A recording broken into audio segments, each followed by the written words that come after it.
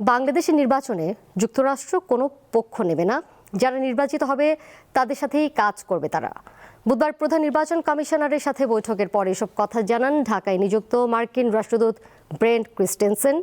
নির্বাচনে যুক্তরাষ্ট্র কোনো পর্যবেক্ষক পাঠাবে না, তবে ঢাকার মার্কিন দূতাবাস 4টি স্থানে ভোটের পরিবেশ দেখতে যাবে। সম্প্রতি মার্কিন যুক্তরাষ্ট্রের প্রভাবশালী সংবাদপত্র দ্য ওয়াশিংটন পোস্টের এক প্রতিবেদন ঘিরে গুঞ্জন ওঠে বাংলাদেশের ইসলামপন্থী একটি রাজনৈতিক দলের সাথে যুক্তরাষ্ট্রের বন্ধুত্ব বা পক্ষপাতিত্ব নিয়ে। বুধবার রাজধানীর আগারগাঁওয়ে নির্বাচন কমিশনে প্রথমবারের মতো সিসির সাথে সাক্ষাৎ করতে যায় মার্কিন কূটনীতিকদের 3 সদস্যের একটি প্রতিনিধি দল, যার নেতৃত্ব দেন ঢাকায় নবনিযুক্ত রাষ্ট্রদূত ব্রেন্ট ক্রিস্টেনসেন।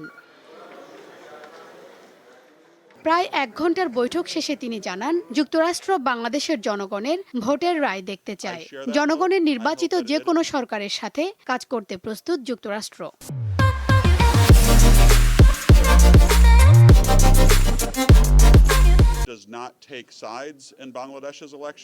যুক্তরাষ্ট্র বাংলাদেশের নির্বাচনে কোনো পক্ষ নেবে না। বাংলাদেশের জনগণই নির্ধারণ করবে এদেশের নির্বাচন কেমন হবে। যে কোনো নির্বাচিত সরকারের সাথে কাজ করতে প্রস্তুত মার্কিন যুক্তরাষ্ট্র। পরে ইসি সচিব আক্তার আহমেদ জানান, সংসদ ও গণভোটের সার্বিক ব্যবস্থাপনা সম্পর্কে জেনেছেন মার্কিন রাষ্ট্রদূত ও প্রতিনিধি দল।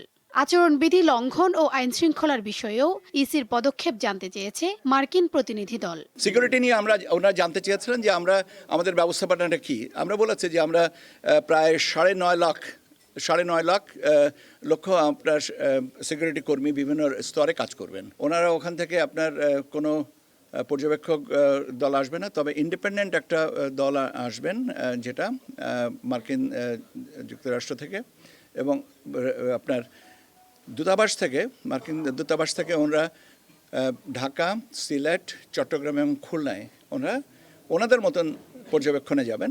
তিনি বলেন, গণভোট গণনার সময়সীমার বিষয়েও মার্কিন রাষ্ট্রদূত জানতে চেয়েছেন। শিউলি শবনম, দীপ্ত সংবাদ, ঢাকা।